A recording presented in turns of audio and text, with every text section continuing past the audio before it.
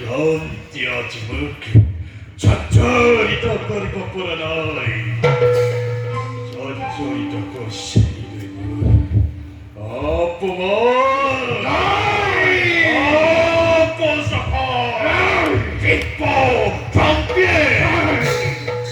ভাষা কথা যুবরাজ মিশতেই করিল আমি হাগর মন্থনে লাভ হে কোন হল আমার